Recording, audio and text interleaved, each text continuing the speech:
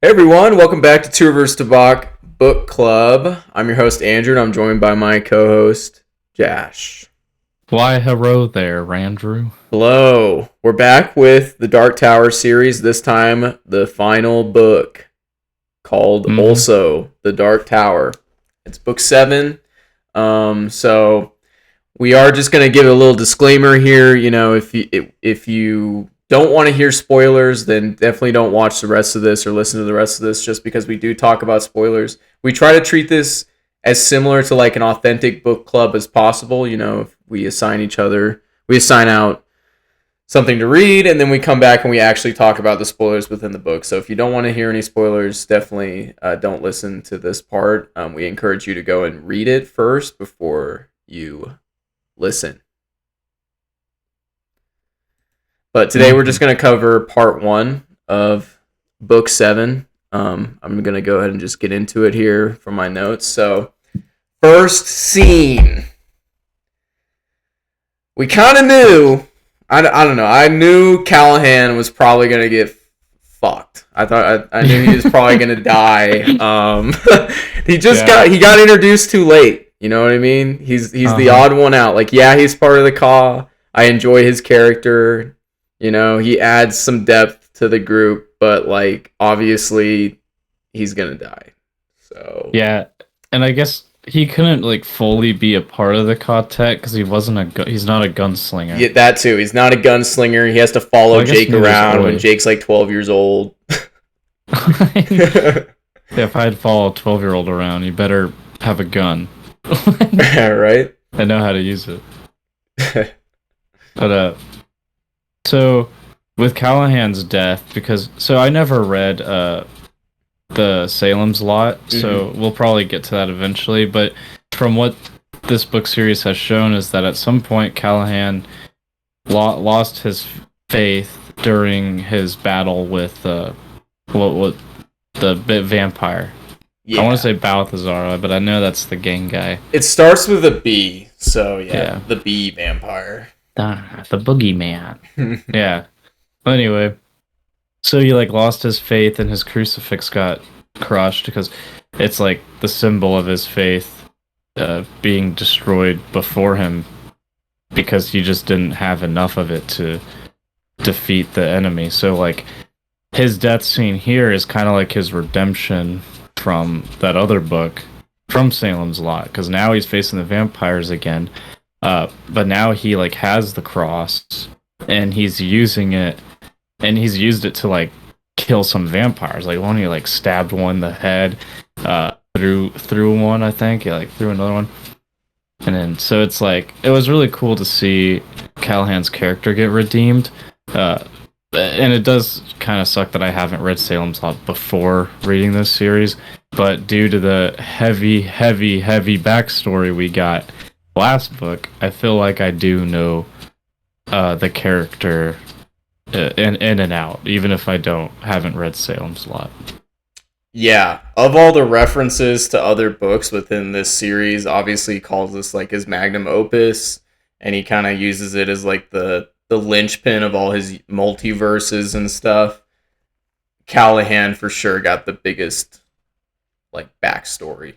Um, like you said, even though we haven't read Salem's Lot, I feel like I get the gist of the story because he pretty much goes through the whole story in Wolves Yeah, of the Kala. So and I wonder. I'm curious for like old timey Stephen King fans.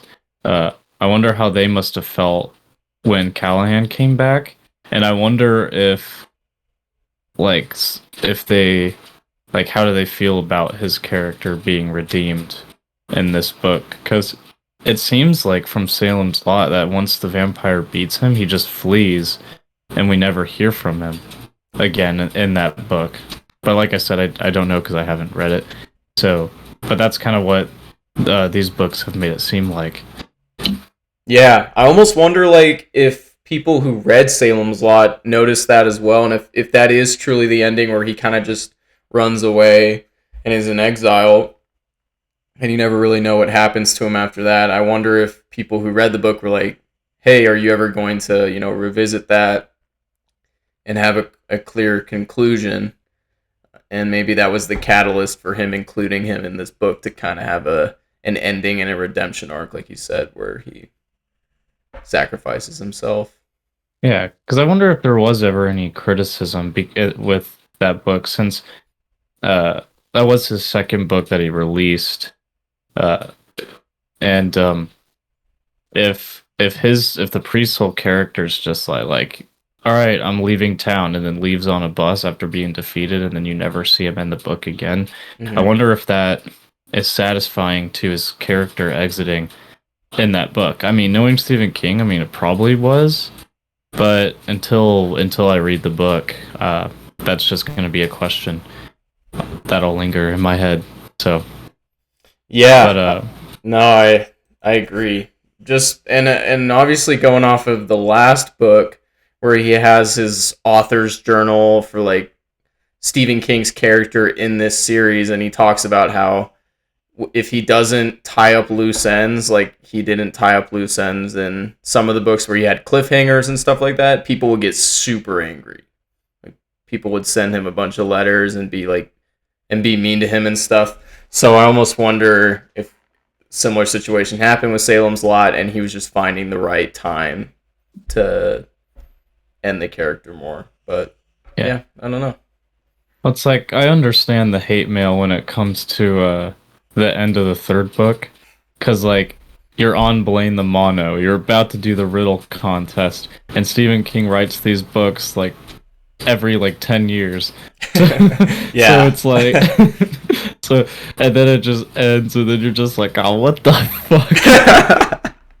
I So think I agree. I would view the entire series a lot differently, I think, if we read it in the way it was published. Like if we were as old as Stephen King and started when he was like 20, um we'd probably have a way different view for sure on this series, but yeah, well, we also would have been born in like the 60s or yeah. 70s, so We wouldn't we'd be be recording a completely different podcast. people.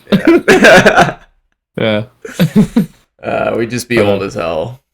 So so what what did you think overall of about Callahan's like his own redemption into faith, but then because you know, in like in the in Catholic Church and stuff, suicide is not looked highly upon, but hmm Callahan kills himself.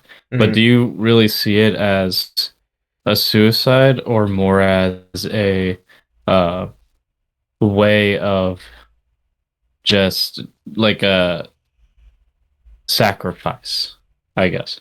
yeah, I think I view it more of a sacrifice. Obviously, I'm not religious, so the suicide part of it isn't as like jarring to me, I suppose, as it would be to a Catholic priest.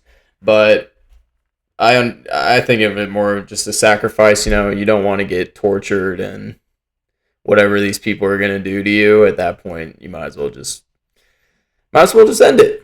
You know. Yeah, So, because and then the next book after this is gonna be Callahan waking up in Tri World, try more. and Oh it's yeah. gonna be Fandle Rag is going to. God, that goddamn Vandal rag. Is that a reference to the sit? Yeah, Yeah. where So, and then the cycle will continue forever. But no, yeah, I'm kidding. I think that he's dead for sure. But well, that you do, your joke did bring up a good point, is when there are more worlds than these, there are right? So there are two. so the first time Callahan died, he got teleported to that barn area and then ended up in and whatever the fuck world he was in. I don't know if that was, I can't remember if that was just mid world or just another fucking world, thunderclap world. So it's it could be that he may have killed himself, like he may have died again, like sacrificed, but he may have just been teleported, like his soul or whatever you want to call it is now somewhere else in another world. Because who's to say that Stephen King's version of heaven isn't just atop of the Dark Tower, or just like another world? And so for his character, for for when Callahan died, uh it could just be he was just sent to another level of the tower that is known as heaven. I mean, obviously, this is just speculation. I don't know anything. I know just as much as you do. So, but I don't think we've seen the last of Callahan. I think he'll show up at the end of the book. Okay. That's my prediction. You think he'll be like in the tower, one of the levels of the tower? Yeah, I think he'll be at the top of the tower. I think because my guess is that I'm gonna say the top of the tower is like the heaven of of Stephen King's world. Mm-hmm. It's either that or it's gonna be like The Matrix, right? Where Stephen King's just sitting in a chair and he turns around. He's like, red or blue pill. Well, in this case, it'd be red or blue penis. Yeah, it's always direct. Yeah. Of course. I think there's just gonna be a big old penis at the top. That's probably. I would be on brand for him. Well, what do you think the Dark Tower is? It's just a fucking Mandingo. Dude, I bet you when they show up at the Dark Tower, they're gonna mention it looking like a phallus, like a penis. I bet. Yeah. I've never been so close to the Dark Tower in my life. And we made it. All my friends and family are dead. And it's just a giant. That's like... I can see it. I could. If it is, I swear, I'm never reading Stephen King again. I got done. 7 books in. I think he'd be the most hated author of all time if that happened. You have like a 50-year series and you ended with that. You would no one. Well, then it does have mixed reviews. Yeah, it does. It does. We'll see. So, Miss Callahan, but I think we both kind of predicted in the previous videos that he was going to be the most likely to die. I mean, when he did die. You watch movies, and you read a lot of stories. When someone gets added to the squad that late in the series, they're probably just there to die later, right? Yeah. So poor Perry, or Pear, whatever. Poor Pear. Yeah, Pear, right? So the next scene is obviously a big one where Mia / Susanna has the weird ass chat baby, and it's like half spider, Black Widow spider. It has a baby head, and of course, an erect penis. What's it like? It was throbbing like a piston? Something like that, man. It was very pronounced, and I'm pretty sure Susanna mentions it more than once that it has an erect penis, and like it's almost like at this point for a baby. Yeah. Kudos to that chap. But at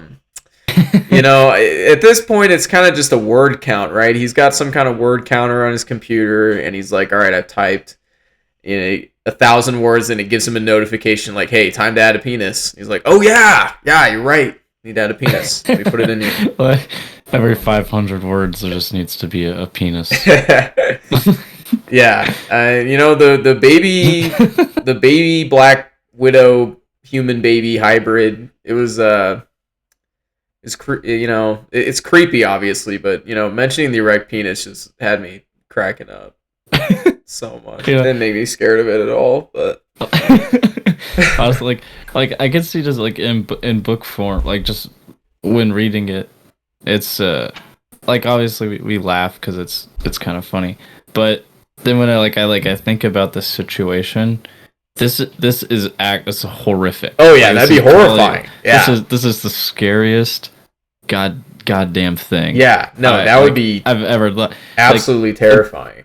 And not only that, but it's like it bit off the breast of Mia and was eating her. Yeah, just sucking her blood. Right. There was a lot of funny dialogue between like the doctors and Mia and everything in this section that really had me cracking up, because it was like there was a time where the baby was born and the doctor's like, "You're gonna breastfeed it already? Shit needs its. We could get the wet nurse if you're not up to it." And she's like, "Not in 1,000 years," or whatever she said. Yeah. She's like, no one but me. I'm just, and Susanna's like, ah, she's fucking lost it. Yeah, she got way, like, as it went on, more and more intense. It For was sure. like, and then like I started feeling bad for Mia, but uh then I started thinking about like through Susanna's point of view, and then like started thinking about like my mom and my sisters, and how like my mom told me when she was growing up that she always that what she wanted to be was just a mom. So she just wanted to be a mom, and now my sister's a mom, and then you got to think uh it's like women have the ability to like have have the baby, like grow the baby and give birth to the baby, and that's a pretty like big thing for a woman because men can't do that. So and obviously we're both dudes, so it's like I'm like trying to look at it through a woman's perspective of like my body can do that, and it's like this is what I was like made for, is like to continue growing a human and like have a baby and stuff. So I'm like thinking like with that kind of point of view Mia has, and even Susanna to a point, it's just it adds to the horror because it's like not only did Mia have this chap, but it's hers, so no matter what, she absolutely adores it and loves it. And Susanna, it's like she understands, but she's also horrified because of how grotesque it is. And it's like I don't know, like the whole scene for me is just disturbing, and I guess that's why I like it, because I like horror. And Oh it's yeah, just like, yeah. oh, I'm like, oh god. It's so Fucking disturbing. Yeah, it's disgusting. It like makes me think of, horror movies like Alien and stuff like that, where just shit coming out of you that's like a monster is just. I feel like as a human being, it's just innately disgusting. But yeah, it's like that scene in Wind Through the Keyhole when those native people cut themselves open and the yeah, spiders start coming out. pull I the was like, baby, ah. yeah, pull the spider eggs out. It's But disgusting. but so this whole scene with the characters, I just started to think about it. So Stephen King, like in this book series, has already like stated that like when he was a kid and got in trouble, they like had to go to the barn or whatever, and there's a bunch of these spiders that scared him, and he would think up this cowboy Hmm. guy to protect him from the spiders Right. or make him feel better. Uh, but it's like, what else is also on a barn? Like there's like when you're on a farm, there's like birds, rats, uh, Hawks. what hawks. There's so I'm like all these animal creatures that are like the vampires with these animal faces. I think like this whole scene is somehow reflecting Stephen King's old fear of that one incident that scarred him apparently, or Yeah, I totally see that. I didn't even think about that, but yeah, you're correct. Where almost all the animal hybrid monsters are reflections of like a farm. Yeah, farm animals, or yeah, like birds you would see on a farm. yeah. And that's why I think the spider is like because he said in here it was like those all those baby red spiders or whatever Right. Yeah. like So scared him. yeah, definitely. And what do you know? This baby demon baby, it's a baby, but it's also a spider. Right, and it makes sense that since it's kind of related to the Crimson King, that it's, yeah, like a spider, because yeah, like exactly like you said, those little red spiders were like a reflection of the Crimson King. And for those who don't know, crimson is another word for red. Like, we read books here. Yeah, we know what colors are. Wow, what does yellow and red make? I don't even know, man. Honestly, I can't I remember. forgot. I don't fucking know, dude. I'm not an art major. Yeah, I can't even remember. But God. Yeah, it was yeah, and the baby also has bright blue eyes, like a certain gunslinger. Yep. We know. Yep. And So I was terrified of what Stephen King would think of. It was pretty disturbing. So it checked out. yeah, and then I guess we'll leave it for the end of the discussion for spoilers of other books, but there is some I want to relate back to the baby, but I'm not going to just yet, just in case, because the last thing I want to do is spoil other books when in the middle of this book. Yeah. Just, Yeah. Yeah. We here's can. how Wheel of Time ends. Yeah. Just throw that in there. Just- I hate just shit like randomly. that, bro. I hate Just shit that does God. that. It's literally the worst. We haven't even finished that series yet, so Yeah, we don't even know how it ends. but yeah. And do you got anything else you'd wanna Nope, you I wanna don't add have on anything the else. on the spider dick? No, Baby spider, dick? baby, human, Black Widow, penis. Oh. Nope. Oh, But so yeah, Xana fought off of those people to get out and escape. That was pretty cool. yeah, that Like, was a now cool that's scene. fucking Suzanne. Yeah, that was a cool scene. So wait, so I was a little confused. So when did Susanna and Mia like gain like separate bodies Yes. during this time? Because I was just like, what the hell's? Because once I started eating Mia, I was like, wait, so he's eating Mia, but does that mean he's biting into Susanna? Yeah, exactly. I was a little confused as well, but yeah, they did kind of talk about how they got separated, but they had like that brain meld or whatever though. But yeah, they were separated at the point when the Okay. spider bit. All right. Yeah. Okay. Because that was like the one thing I was like, Right. duh. All right. Yeah, no, it wasn't explained very well, honest. It was very like it was getting a little bit, like it wasn't explained well and it was like a weird concept, so yeah. Yeah. But yeah, Susanna obviously shoots everyone. The spider baby, of course, escapes because there's gonna have to be a spider baby showdown, I'm sure, towards the end of this book. Spider baby and spider daddy. We're gonna fight it out. Let's go.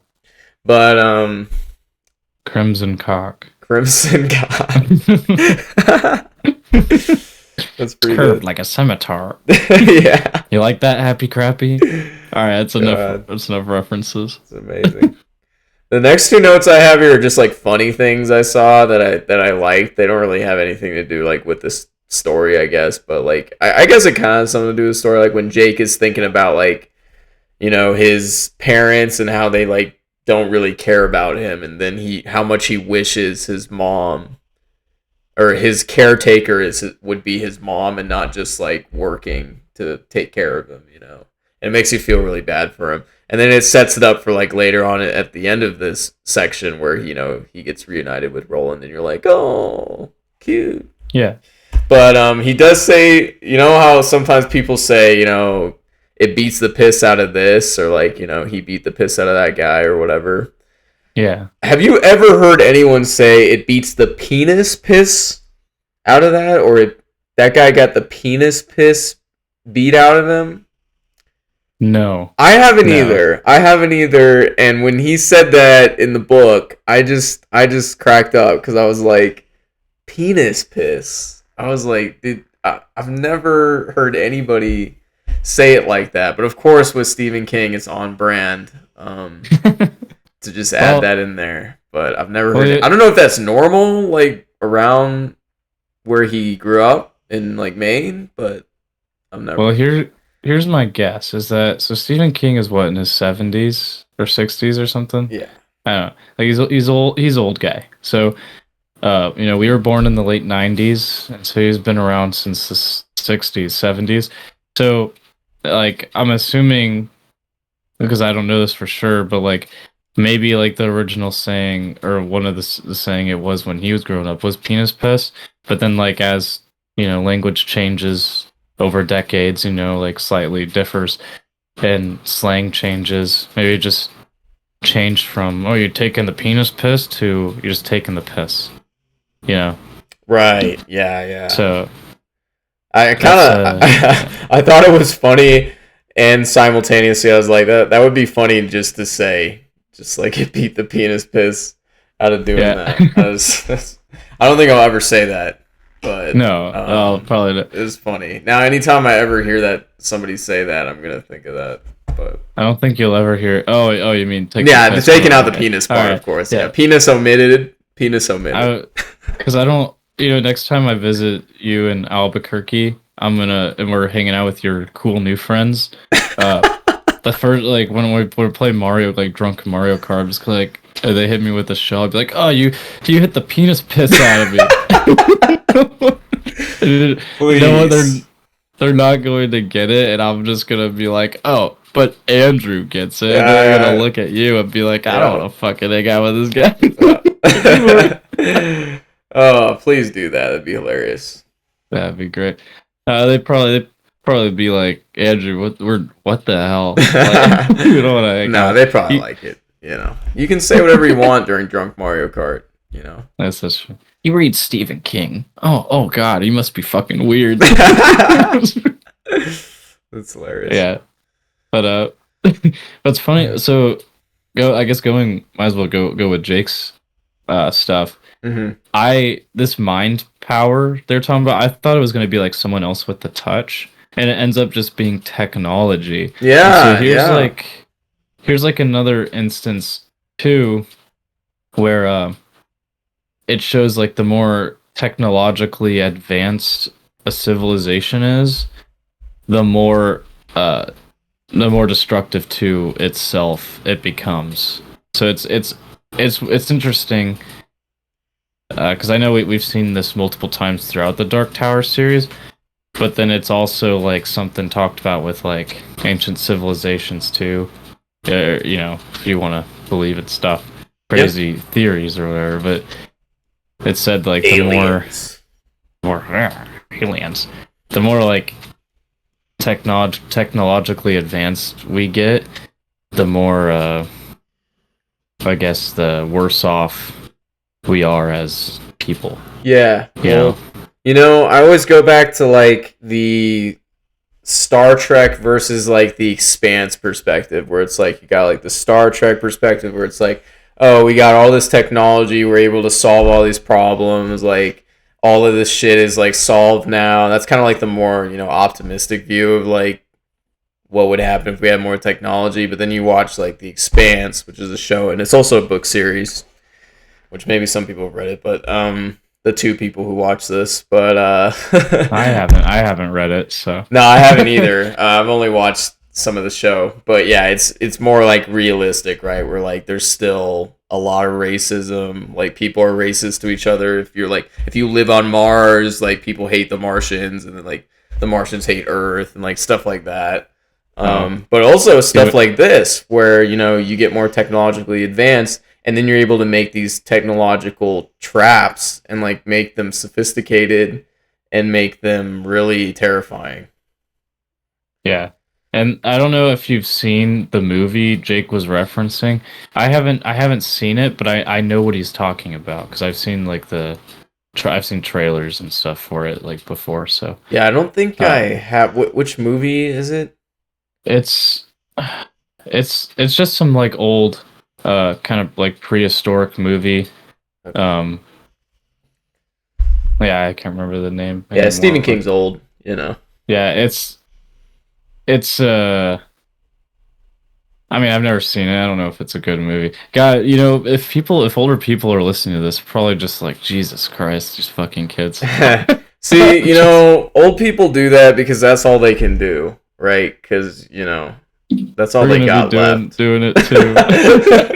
I swear I'm already doing. When I was in college and people started eating Tide Pods and shit, and I'm just like, what the fuck are these kids doing? That really takes me back to like 2015. That was crazy. I was like transported to 2015 when that was a thing. That's hilarious. Yeah, no, I feel you though. I'm already starting to think that way, but I'm very set on not participating in that. Like I'm trying not to be that guy. But I'm sure by the Yeah. time I'm 55, I'm gonna be that guy. But I'm already that guy. I'm like, give me my fucking pipe, tobacco, and fuck off. I mean, Just leave from me that alone. perspective, I agree. What I mean is, I don't want to be the guy who's like, "Oh, you don't know what this is? Oh, you're Oh so yeah. young." I'm like, Yeah, I just, do you even know what a cassette is? yeah. Yeah. Yeah, I do. I I get was asked still that early 2000s and late legit 90s. for real. I've been asked that so many times in my work as well. It's like, yeah, man, I Oh, yeah. was still born in the '90s, dude. Yeah, you weren't even born when VHS came out. Yeah, but I still have like 4 totes full of fucking VHS tapes Yeah, like, that bro, we had I'm to not getting rewind rid it of. too. Okay. Yeah, you know how many times I had to watch the fucking Lion King? Like, I Yeah, had to man. rewind that shit. I had to, like, not look for spoilers, even though I've seen it a million Dude, times. I gotta listen to my Lion King tracks, man. How do you think I did Yeah. that? Rewinded it. Dude, a goofy movie? Yeah, I fucking love that. That's my that's shit. that's amazing. I don't think I Yeah. had that one on VHS, but It's it's a slapper. great. I love that movie. It's honestly an extremely goofy movie is really good as well. I enjoyed both of them. Need to Honestly, make it a trilogy. I can't even remember those But movies. so Jake was scared of of these cartoon dinosaurs. It was really Right. cool that you could use the touch to switch bodies with Oi. Yeah, that And was I'm sick. like, Uh, and it, yeah. this was really cool scene because now we get, so it's like both of their minds have switched, but they've gained the brain and body functions of each other. So it's like they're still conscious of who they are, but now they have all, like, well, I guess in Jake's perspective, he loses a lot of abilities, but Oi gains a lot of abilities. But even Oi, you get, this is really cool because we get to see like an animal that can like kind of think and do stuff like better than like a dog, uh, Yeah. but not as much as a human. And then we get like this little part where Oi is put into Jake's body and he can gain the functions and brain power of a person, and you see him fighting against all that because it would be too overwhelming for him to be able to use all of that information uh, in this dire situation. So he's like just trying to focus on walking like a human and doing the bare minimum. And so it's like a struggle between getting absolutely absorbed in this human body that, it's easy for us obviously because we're born into it, but for like an animal that doesn't have all the functions we have, and then just getting basically your spirit yanked out of your body that isn't as good as a human's, put into a more advanced body, and then instantly just getting wired up to all this new thought process or new movements, new vocals, and it's just like, damn, like how did this raccoon dog thing like stay on point and focused? And this is what really, like, I know it's like 7 books in, but this is, I think, what really solidifies Oi as like an official member of the quartet, of being like, yeah, he has the willpower and the perseverance to continue to hang with everybody else. Yeah. No, it was a really cool scene, and it was kind of funny too with Ori being like, "Yeah, I have to control Jake's stupid 2 legs and then his stupid nose." So it's just funny because like me thinking of my own dog, if like my dog got in my head, it would probably think she would probably think the same thing because it's like obviously humans don't have as strong of a nose and they're not as fast as dogs, but like you said, there's the other part where like yeah, the Oi has to avoid thinking like a human, which it gets very like it goes from just like penis piss, like we're talking about penis piss, to Yeah. talking about the philosophical nature of an animal living in a human brain, and then a human brain going to an animal brain, and like how that would even work, and if the dog would go insane So it was interesting for sure. It was cool. It That's why this is why I love reading Stephen King, because not only do the penis jokes crack me up, or not jokes, references, Yeah. or anyway, just it's funny for, but I wonder if that was just like the most guy thing ever said. Just I like dick. yeah, I like dick. but but it's like you could go from like stuff like that to like absolute horror baby to just this like crazy fantastical fantasy like mind switching thing, and it's just like this is pretty cool. I mean, this is why I've enjoyed reading Stephen King, especially Dark Towers, because like I have no idea what's going to happen, and I feel like this is just one. That's why I love fantasy. For one, it's because you can do anything. Like you don't Yeah. even need to like, as long as you're like a good writer, it doesn't need to make sense, you know. And in this situation, it does make sense. But like the way Stephen King built his worlds, but it's yeah, this is really one of my main reasons why I love fantasy, is because you can do wacky shit like this, and just be fully absorbed in it as if it were real and be able to talk about it. So Definitely, yeah. No, and this is like what Stephen King is great at. Like you said, you never know where you're gonna get next, which makes the story interesting because it's not a typical story. So I've really enjoyed it as well. yeah, 7 books in, I still have absolutely no I idea I what have no the Dark idea. Tower is. I have no idea what the Dark Tower is. I have no idea what they're gonna see when they're in there. Yeah, it's all up in the air. What do you Oh, think about? So you mentioned Jake being afraid of dinosaurs, and then they kind of talk about how it takes the shape of what you're like most afraid of. Um, what do you think would it would be for you? um, hmm. Maybe the spiders is the first thing that comes to mind. I I thought I was fucking gonna hate guess spiders spiders for you too. too. I was gonna guess spiders. Yeah. For you, maybe a cat. Yeah, okay. No, I'm just because you got so Honestly, many dogs.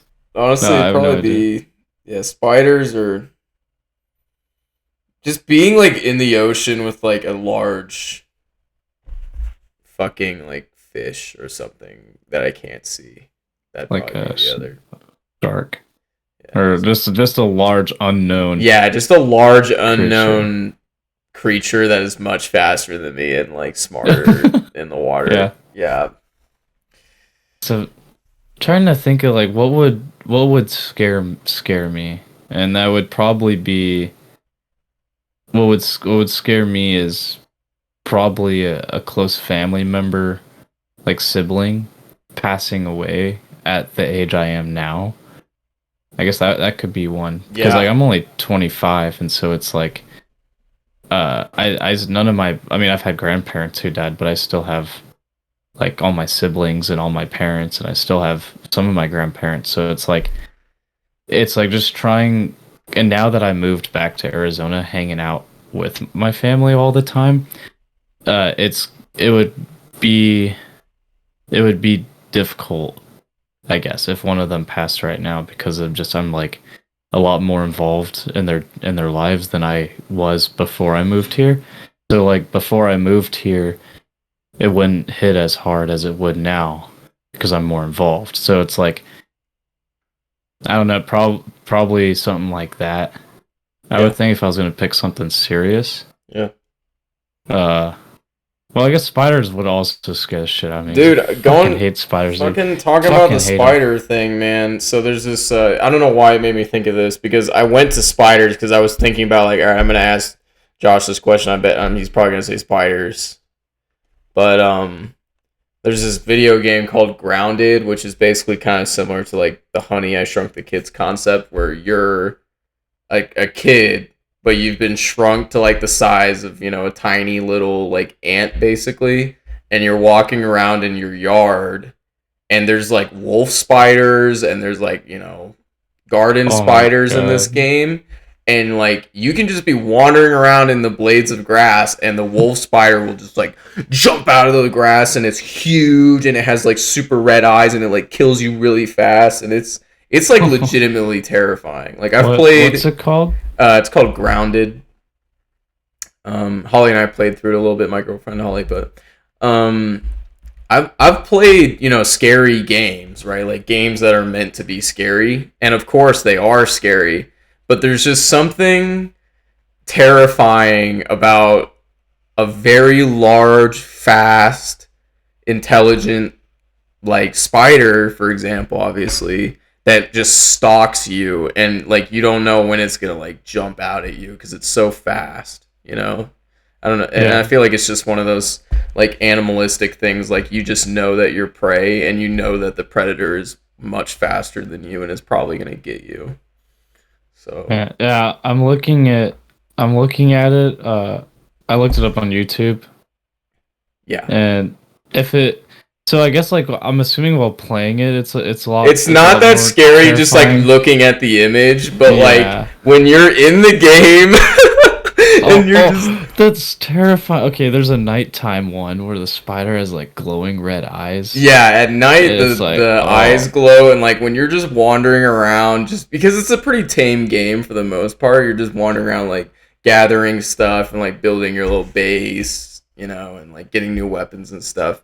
But every once in a while, you have to go to like the area where the fucking spiders are, and you're like wandering around, and the wolf spiders in the game are insanely powerful, and they jump out at you very fast, and it's yeah. terrifying. And I got some spider horror stories like when I was a kid too. So it's like I understand the fear of spiders and like Stephen King's fear of the spiders, Yeah. No. and it's pretty obvious that he was afraid of the spiders. Yeah, And no, he clearly said that it, that and that that childhood event affected him. he's also scared of babies with the Yeah, erect penises. penises. He also doesn't like that. That doesn't. So.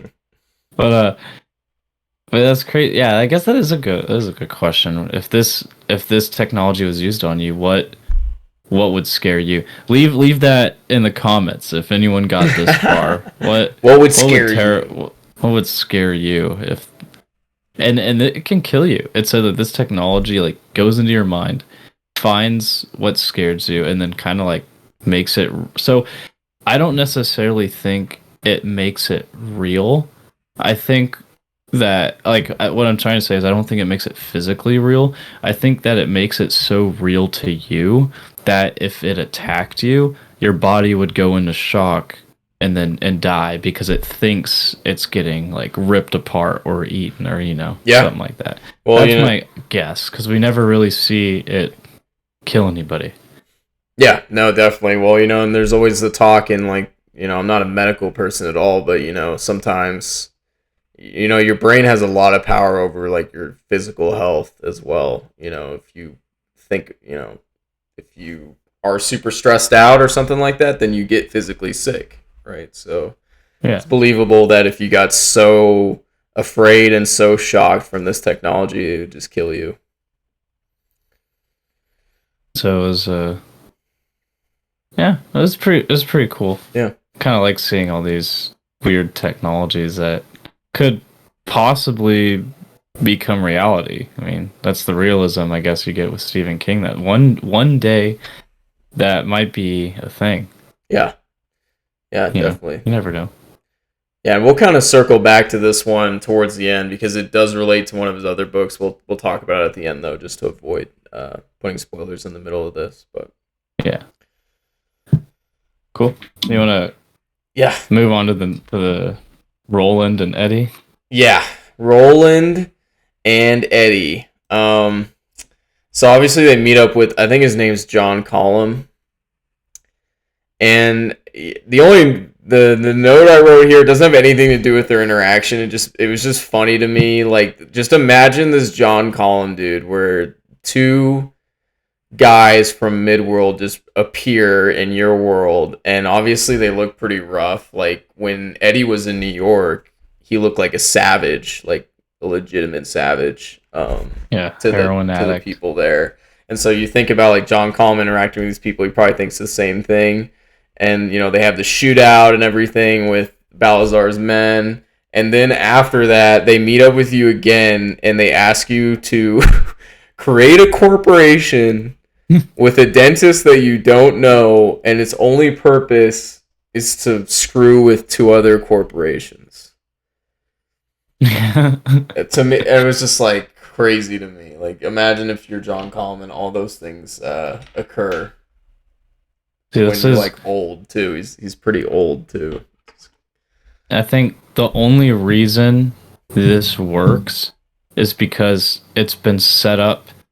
Ka has been set up like, uh, like either like a karma or like fate or destiny, and that, and now since we're getting more meta with it, and they're like, if this was a story, who's left to go to? We don't have anyone else, but we still know this guy.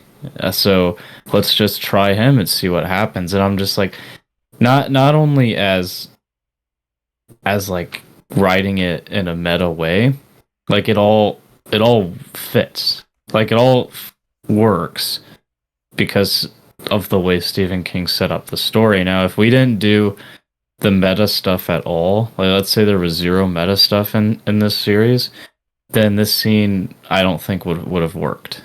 Yes. It would have felt like Deus Ex Machina. It's like, oh, what do we do now? And That is so funny because I was literally thinking of that, yeah, of that energy, and I completely echo what you say. Where it's like, if this was just thrown in there without the context of Ka is so prevalent throughout the entire series, right? It dictates almost everything in this series. At least it seems to, from Roland's perspective, and most of the time, you know, we're seeing it through Roland's perspective. But yeah, with that backdrop in mind, I agree with you. Like this works. But if you didn't have all that set up with Ka being so important, with it being so meta, it would be stupid. But I think like with how the story's written, it makes sense. But I'm seeing the cogs, right? I'm seeing the linchpins and the pieces as to why people might not like the direction that this book has gone and the previous book, right? I can see why there are maybe mixed reviews with the ending sequence and how this is ending up, because it's, especially if you read this in the real time, right? Like you read the first book whenever the first book came out, and then you read the next book 10 years later, and so forth and so forth. You're not going to always remember all the context. Like, obviously, we read these books basically back to back, so we remember all the context, and we remember how the world was built pretty freshly. So it makes sense. But, you know, if you're reading this 10 years later and you don't remember as much of the context, it might be annoying to you. yeah, and you know we didn't get enough time to fantasize about the next Yeah, book coming out. What's how it gonna could end. happen? Right. Yeah, Right. like we didn't get like 10 plus years, and sometimes I guess even like 30, 40 years, or however long it, Yeah. from the 70s to 2004, so like 30 years. So we didn't get like that amount of time to fantasize about the end of the series. We're not even 30 yet. I'm like, I haven't even lived Yeah, 30 this years series is yet. older than us. So. Yeah. so so it's like uh so that's why it's interesting because we read it back to back like you said. So we we didn't formulate a whole lot of what ifs or theories and stuff. It's more like we read a book, we have a quick theory, quick talk, and then it's off to the next book, since it's done. But I think so like people got disappointed is like after reading like the first three books before it gets super meta, uh they've had such a long time to kind of think about what they think everything is, And then I don't know if any of them. I don't know how many people probably theorized it was going to go meta, like this meta. So Yeah. for a bunch of those people, it was probably a disappointment because, well, that and we haven't even finished this book yet, so I don't even know what the Dark Tower is. But I think some people just you're gonna have the people who don't like fourth wall breaks, and they're really hoping for something really spectacular, I guess, because now we can basically assume the Dark Tower is just going to be some philosophical way of the writing process. Yeah. Of like how does an author come up with a story, and so now that's kind of how I think the Dark Tower series is now, rather than when we first started reading it and I had absolutely no idea, but the options were endless. Like the Dark Tower could be anything. uh and so as we near the end, I don't mind the path Stephen King took, but I can definitely see how people wouldn't like it, because it takes the whole mystery out of it, I guess, it might take, well, not for me, but like for people, it might take mystery and suspense out of it, because now that you know Stephen King is basically God, even though they haven't said he's God, they said he's like a conduit or an in between to write the story, uh, but like I said, it just feels like a whole philosophical way of the writing process now. So it's like, yeah, I could see how people probably wouldn't dig that, but I do, because now now it's getting more personal with the author. So Yeah. I I don't think know, I find it interesting. I think you made really two amazing points there too, where the more it's almost like an inverse relationship between satisfaction with the ending of a grand series like this and the length of time it takes for the person or the writer or the director to create the final book or movie or whatever. It's like the longer the audience has to fantasize about, like you said, what the ending could be, what the Dark Tower could be, the worse it's going to be received, because so many people are going to have expectations on what it's going to be. And then on top of that, the other good point you made there too, where it's like in the beginning of this book or a series, we had no idea what the Dark Tower is. And like you said, the options are literally endless. So not only do you have a ton of time for people to fantasize about what it could be and what the Dark Tower could mean, it's also literally endless. It could literally be anything. Unlike, like, for example, Lord of the Rings, where it's like we know what the ring is for the most part, and we know we know what Sauron is, we know what they have to do. Like, we don't know like the details of the journey necessarily when you're reading that series, but you understand how the arc is gonna go, right? And who the enemies are and stuff. But like in this series, like literally anything is possible. A dog becomes a human becomes a dog. So literally anything. So Yeah. Yeah. And it's like another thing, when Lord of the Rings came out, it came out like back to back, because I think they finished the whole thing first, and then released it. Yeah. So it's like how I imagine people who dislike the ending to Dark Tower series, or it's when I think like, let's say we're reading Lord of the Rings, we read book 1, and then we read book 2, and then we get to book 3, and then all of a sudden Frodo's talking to J.R. Tolkien, and and Sauron is the author, the ring is actually just a pen. It just turns into a pen. Yeah, and then the whole thing was just Tolkien being like, "This is inside my head of why I write," and then you're just kind of like, "Wow, what the fuck?" That's a really good comparison. but that's why I say is that's why, like, you read like the first couple Dark Tower books, like the first 4, right? You read the first 4 books and you don't really see this coming, especially especially those who have been reading it from the beginning. So that's why I kind of see it as like, oh, like reading the beginning of Lord of the Rings, and as it goes.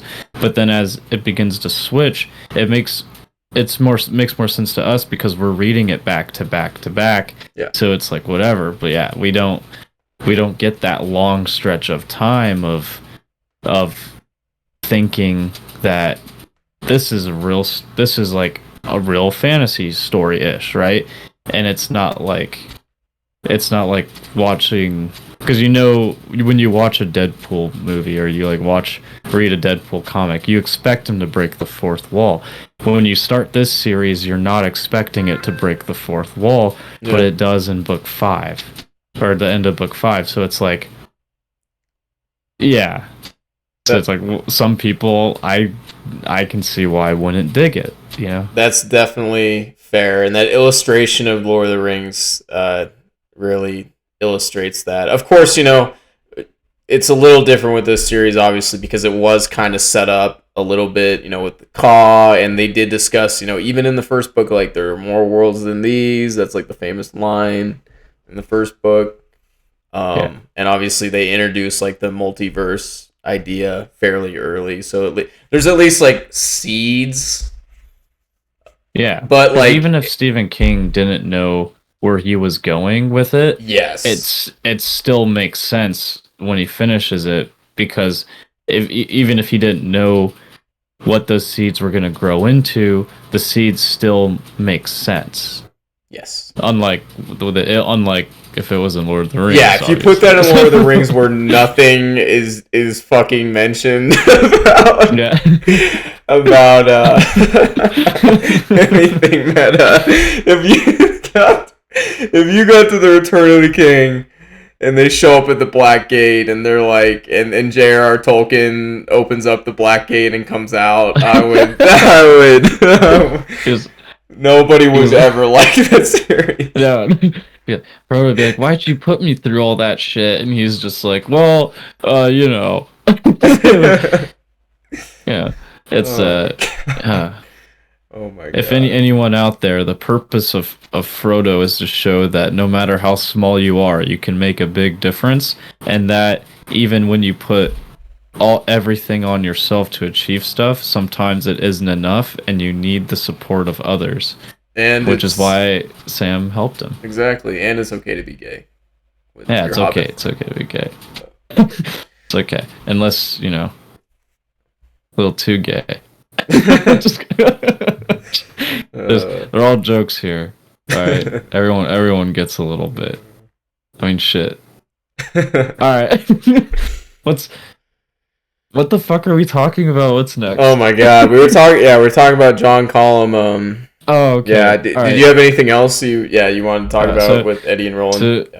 So I guess we don't need to go into super details of how all this business shit works. All you need to know is that Eddie and Roland are basically like, hey, we start up this shit with this toothpaste guy, Susanna's godfather, and then fuck these two companies, and so we can protect the rose, and we'll see you in the future. And then the guy is like, I guess Stephen King. I like how Stephen King does this sometimes most of the time. Yeah, like a little bit of backstory, right? Yeah, because the one time I didn't really care for it was with Susan Delgado. There was a point where he's like, and then she left, but she never saw Roland again, and shit. And I'm just like, okay, well, we know she's gonna die. Yeah. So I have mixed feelings on those things. Yeah, go ahead. Yeah, so it was like that time I was just kind of like, damn it, like I probably knew she was gonna die, but now it's like, okay, now it's confirmed. But it does create suspense. Most of the time he does it, I like it. And so this was one of those times where like Eddie was talking to him, and then Stephen King went into John Collum's, like, more of his future history is what he's going to do. Future history.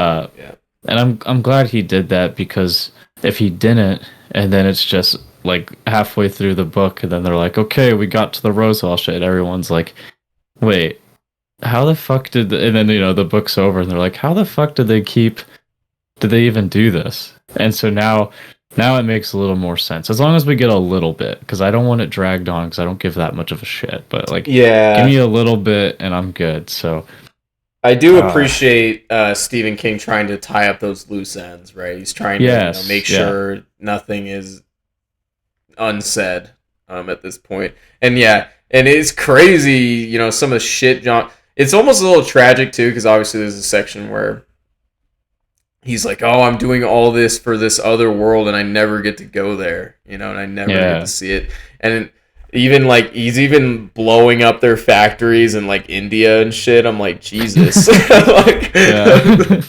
you could Guy's an honestly. animal. It's almost like you could just write another book. You could write like Yeah. a win through the keyhole type book just on John Collum and the dentist fighting these corporations. Is like Yeah.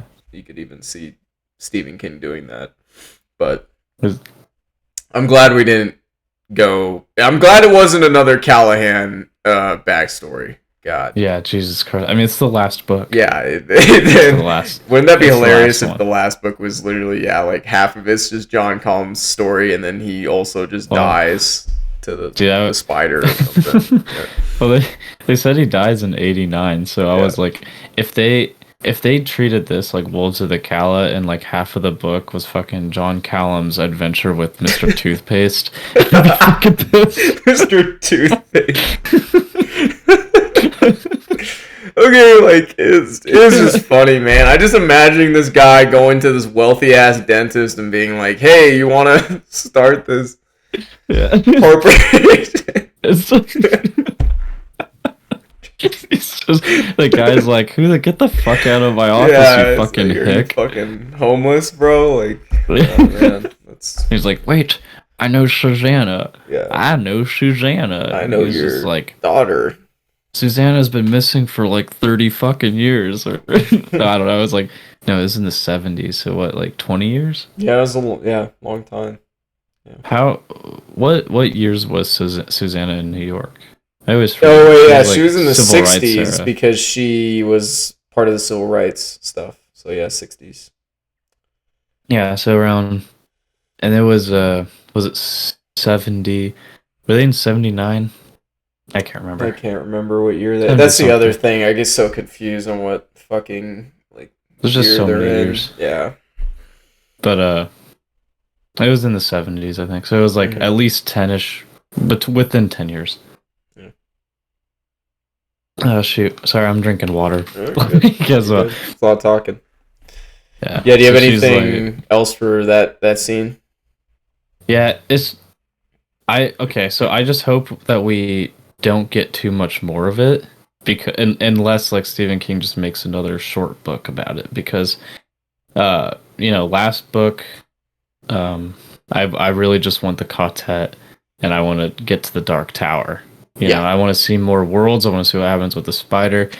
To be honest, I don't give a shit about any of this other stuff anymore. I just want to get to the Dark Tower and Yeah, me too. Yeah. Me too, man. I feel like he all kind that. of put this in here, and I was like, it's kind of weird to put it in here, but it's almost like, yeah, he's tying up the loose end. And he doesn't want angry writers or angry letters, being like, what the hell? Yeah, and maybe it's just there's no room to put it in anywhere else in the book, so it's like, okay, let's just quick paragraphs here and we're good. Right. I did think it was really cool at the end where Roland's like, let's just what was it? Like just run into a fucking thunderstorm or some shit. Yeah, something like that. I can't Oh remember my that as God. well. I just remembered this line in this book. It was the funniest fucking thing ever. Okay, so it was like at the very beginning of the book. Sorry for backtrack. It was like with Eddie and Roland, and they're talking about when to call him, and Eddie's like, "All right, go to this gas station." And he's like telling him, "Pick me up a sandwich with extra." Oh yeah. Shit. And he's like practicing words with Roland because and they're like, Roland's weird as fuck, right? 'Cause he's from another world. And so Roland, it's just random shit. Like And then Eddie Sandwich. gets on the phone. Roland comes back and he's like, "Here's your long boy with extra mayo." And he's like, "Oh, thanks, bud." And then Roland's like, "I don't know why you would want to eat something that looks like there's so much cum in it, but whatever." Eddie's like, "Whatever, I'll go fuck." Yeah, and he's like, "Oh, thanks, man. I'm just gonna enjoy my cum sandwich now." The cum sandwich. That was I just remember that was so fucking funny. That was so funny. And when he was telling him to go get his sandwich, he was like, "Don't call it the mid-world name or whatever." And then he's like, "Okay, repeat after me. Say sandwich." And he's like, "Sandwich." Sandwich. Yeah.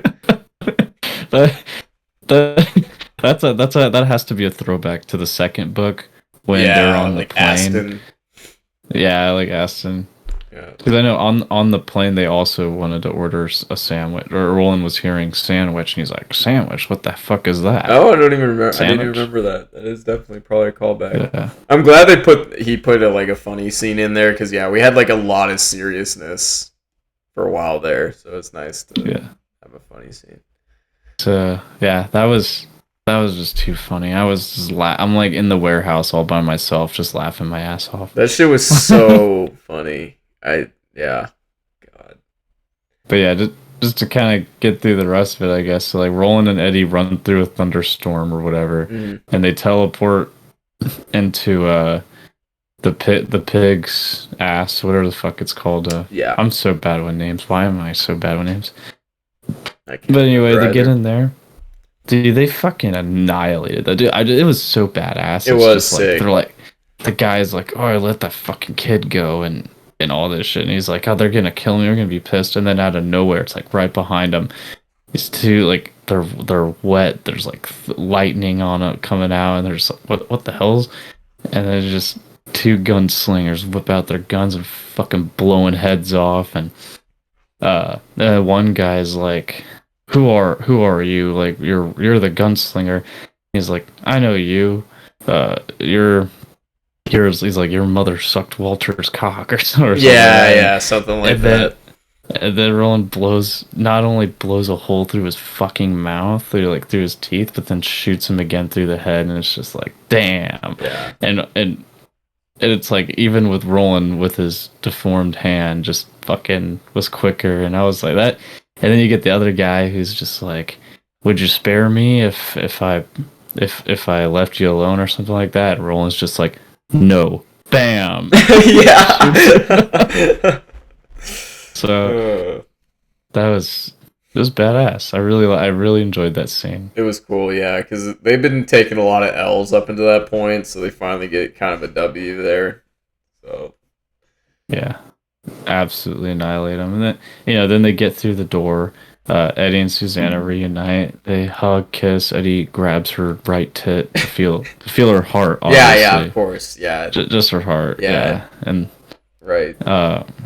But then Jake's like, Daddy, and then I really go ahead. That part also said, like you mentioned earlier, where Roland is like him, and it's like it says Roland and Jake show up. They're not smiling at all, but always smiling for the both of them, and then Roland's like talking to him a little bit, and he like holds out his arms, and Jake's like, Father, and Roland's like, are you sure? Like, do you accept me as your father? And he's like, yes. And then like they hug, and then Jake's like, I still think he would sacrifice me for the child, but I don't care. But I don't care. Jake has the worst parent problems of any child ever. Right. But I love that whole moment. Yeah, it really illustrated, at least to me, like how invested I am in these characters. 'Cause I got really emotional. I was like, wow, they're finally back. The gang is back together. Of course, Callahan's fucking dead, but that was expected. It's like I have such what was nostalgic for like the third and fourth book now with the quartet back together like this. Yeah, when they were just kind of like doing their adventures and stuff in the third and fourth book. Yeah. How'd you how'd you like all the 9/11 references? Yeah, I there mean, was granted, this a lot in this book. yeah, and this book came out like 2004-ish. Right. I So it's think still 2007. fairly close to that date, so that's probably why it's still like top of mind for him.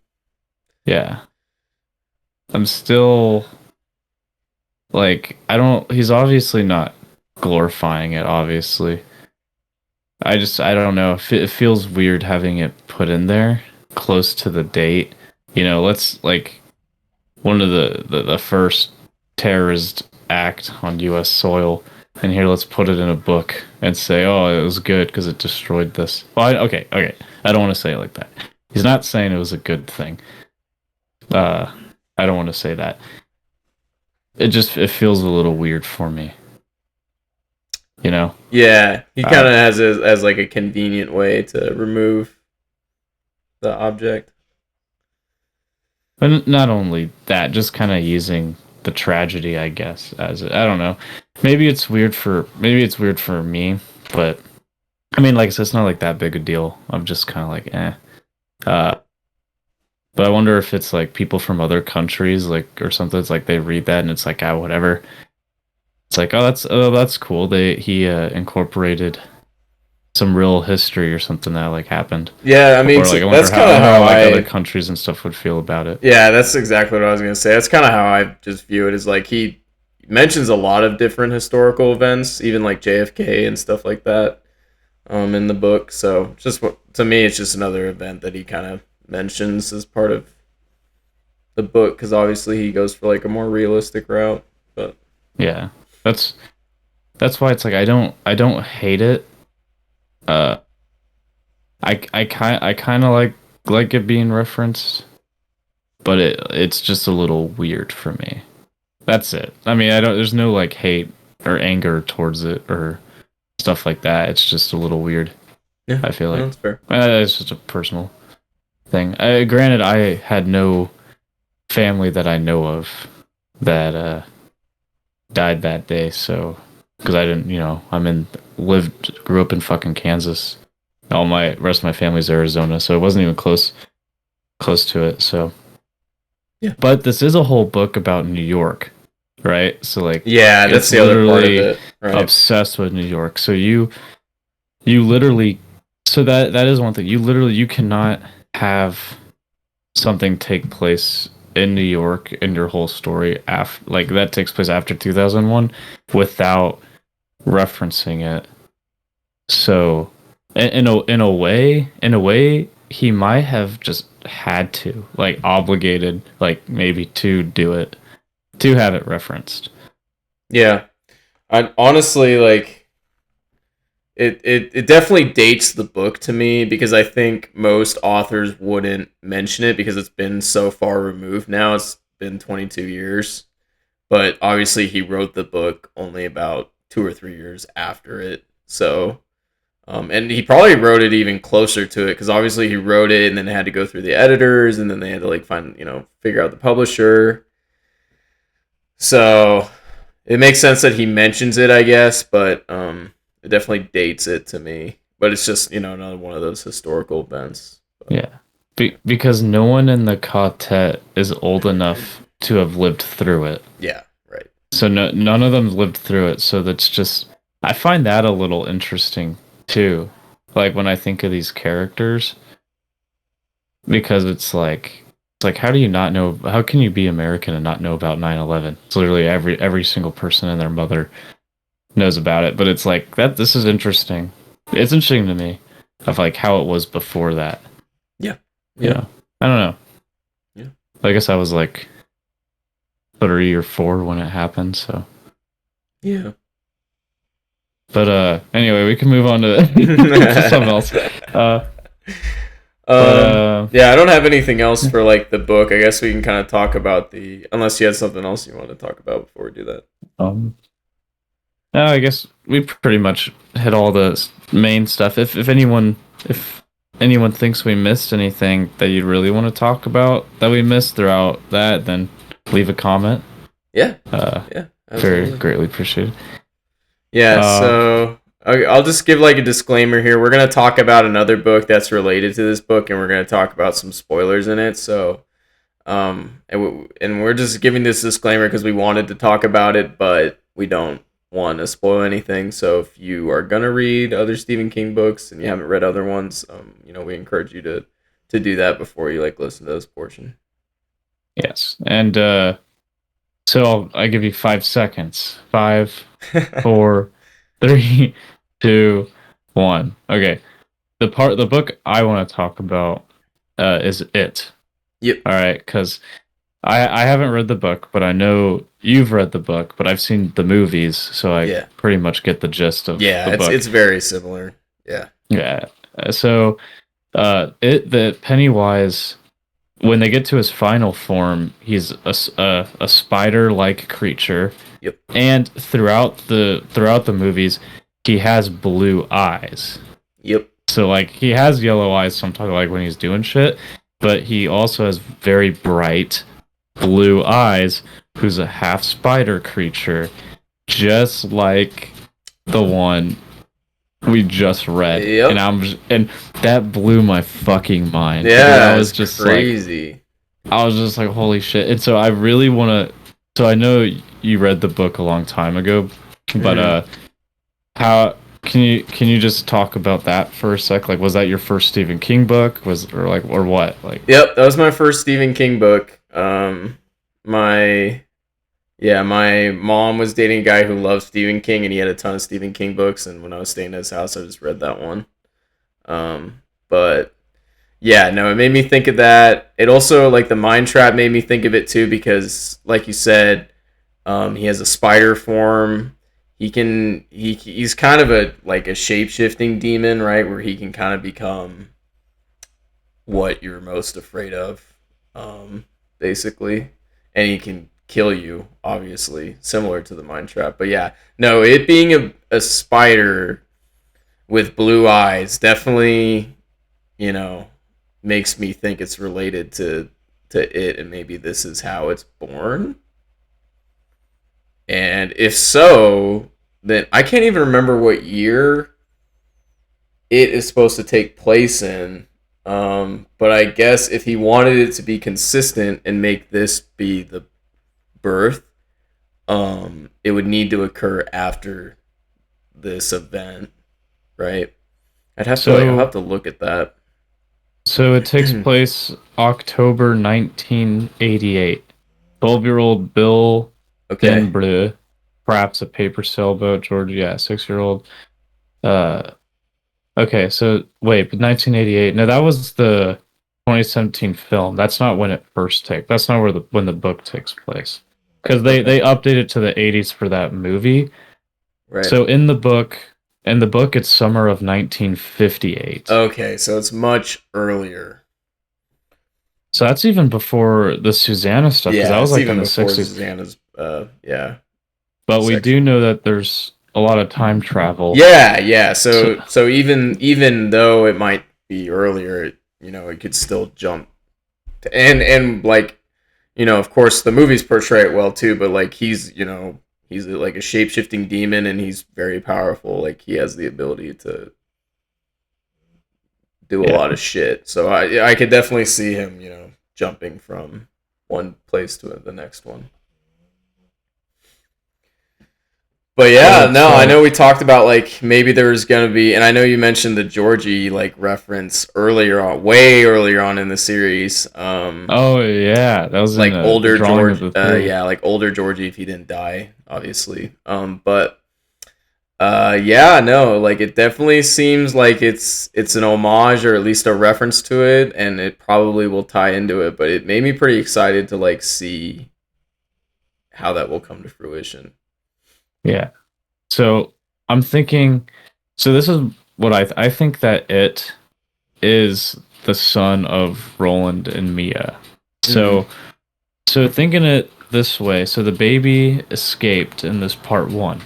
What we know from the Dark Tower series is that there's multiple worlds and there's time travel.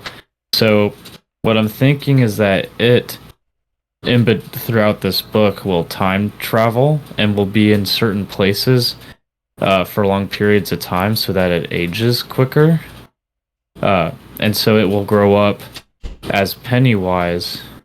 But uh, and the main reason I definitely believe this baby is Pennywise is because of the blue eyes. Yeah, Because it's like, right. okay, if it's a demon or whatever, maybe all demons either come sort of like this or look like it, or at least similar in ways. So I could believe Pennywise could just be some sort of demon baby Hmm. or half demon baby. But specifically because it's half spider, half person, or with the face of a person, Yeah. and has bright blue eyes. I mean, shit, even in the movie, it showed him having bright blue eyes. So it's like this has to be the same character, and if it is, when the kid's defeated as an adult. So you read the book. I don't know if you remember, but do they officially kill it at the end of it, Oh my god. or was it just like defeated? But we also know that death is just another way to travel between worlds. Yeah, well, if you're Callahan, you just go to it. Yeah, you just go to a different world. So, Just you just blow your brains out. yeah. But yeah, I can't remember if they like completely kill it. Because obviously it's kind of a symbolism of like, their coming of age and their conquering of their fears. Um, yeah, I cannot remember if it's like Yeah, because I know it completely, was a but I long guess yeah, time like ago. you said, it doesn't really matter because even if he dies, like yeah, like because of this multiverse thing, he could just go to another world potentially. Yeah, and it's like this is very interesting to me because we still haven't seen much of Randall Flagg yet. Yeah, And we know since this last book, he's definitely gonna have to show up and do some sketch shit. So, but if we have like if we go through it is like defeated in the it book, and then like goes back, travels through the worlds, and towards the end of the book has to fight Roland again. But I'm like, look, if this baby, or I mean, if Pennywise can't even beat a group of adults like regular humans, dude, he's not gonna stand a fucking chance against four gunslingers. yeah, So, but I guess these gunslingers weren't traumatized when they were children by Pennywise, so it yeah, might and help. maybe like if it is Pennywise and stuff, like maybe he'll draw some power from like the Crimson King or something to make him stronger, and then maybe at the end of this is when they beat the Crimson King or something, and that significantly weakens him. But I don't know, because yeah, Yeah, getting beat by like just a bunch of normal adult people, um, yeah, like you're and probably gonna get beat by Roland and his gang. you So know when Pennywise like opens his mouth, at least in the movies, because like I said, I haven't read the yeah, book, yeah, and there's like those three lights right, that like spin and he eats them. yeah. What the fuck is that? I Is that just him being a demon? Do you remember anything? I think If it was it's ever yeah. I explained? read it when I was very young. When I was like when I was in, I think I was late elementary school, early middle school. But yeah, Oh like my god. yeah, I had nothing to do, man. It was like a Why country house, so I was like, why fucking nothing why am to. I even asking you questions? That was like a lifetime ago. Yeah, no, I don't remember. I only remember like the main things. So the lights, obviously, they hypnotize people. I can't. I'm pretty sure it had something to do with like the dimensions because like he is an interdimensional shape-shifting demon, and when he eats you, you go to that like nightmare like space or whatever and die. I think So that's what it, I can't. I think that's what it was, or something like that, which would be consistent with like this multiverse thing. But yeah, yeah. And he did eat Mia, right? So he ate Mia. yeah, he killed He Mia. also eats other people. He eats people. Yes, he does. So yeah, he So that's a good point. Yeah, he does eat people, and he gets sustenance from the blood and stuff. So that would be consistent. Yeah. Yeah. But they defeat him in it just by conquering, just by not being Yeah, scared not of him. being So afraid it's of like, him, right? Yeah. so if that's all it takes, like, the gunslingers really aren't afraid of like anything. So Yeah, I'm that's like, why I'm how is like, this gonna work? it would be cool if it is Pennywise or if it is like the demon but yeah, I don't know how that would work with. I guess we're just gonna have to see, man. I mean, fucking like we talked about, like I can't predict anything in this series. Literally anything can happen. So I don't know. We still have to wait for Randall Flagg to make his Yeah, he hasn't entrance in. been around for a hot minute, but yeah, I'm sure Yeah, he'll be here soon. it's been since book 4, I think. Yeah, obviously. I don't. I mean, I Callahan think mentions him, but yeah, I think we were just put off because we read Wind Through the Keyhole. yeah, yeah, If we didn't read that one, it would have literally just went from like Randall Flagg's big thing straight into Wolves of the Calla into Susanna's song, and it would have felt like he wasn't gone for so long. But since even though Went Through the Keyhole wasn't that long, we got like 3 stories in one, so like it feels a lot longer, I think, because of that. yeah. So I'm really starting to feel like Went Through the Keyhole, really good book, but probably just read it once you finish the series because it kind of does disrupt the flow, I think, a bit. Yeah, and it doesn't have like most of it is the other story, right? It's the story within a story within a story. So it's not So it's not really that important. yeah, Was there could be its own thing. any other book Stephen King book comparisons and stuff you had? Because like I said, I haven't read that many. No, I mean I haven't either. So no, that's the only thing I thought of. So When the spider baby got delivered out of the Mia, that was a reference to Stephen King's Into the Tall Grass, where and Joe Hill's honestly 2011. though, honestly, Yeah, just the penis thing is we're back to the back we to open this is with what the happens. penis back This to is the what old happens. reliable. This is what happens when you read this. So Honestly, it's more terrifying that the spider has the ability to fuck than that it eats people, right? in my opinion. So Have you ever seen Pennywise try to fuck something? no. So be terrifying. you read the books and there's pretty weird shit. So Yeah, but I don't remember him trying to fuck anything. So he just eats people. Thank God for that, because he mostly attacks children. So that would be really bad. Yeah, that would be yeah. That would be at another level for sure. Well, he already wrote that sewer scene. I don't know why they left it out of the movies. Yeah. Such a great scene, dude. Oh my God.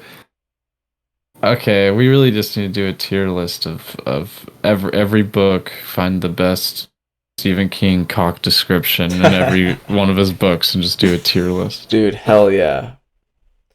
I mean, we'll definitely do a tier list of the 7 books, I think. But tell me where the Dark Man went, or else I'll blow your demon baby to shit. There's some crazy shit that has happened in this series, man. It's crazy. It's been really fun. Yeah, it has been really fun. I am super excited to finish this. Yep. So I guess for the next reading, you just want to do half of part 2. Yeah, that works for me. We can do half of part 2. Yeah, because it's a little longer. Long, I know you're busier. Yeah.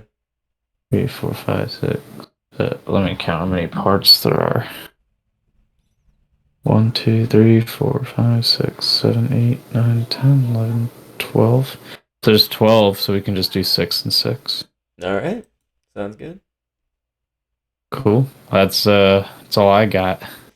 Cool. Well, with that being said, hope you enjoyed listening to this. If you have anything that, we maybe missed and you want us to talk about, just let us know in the comments or just shoot us a message and we can definitely see about including it in the next episode. But otherwise, we'll see you next time. Yeah, smell you later, Ed.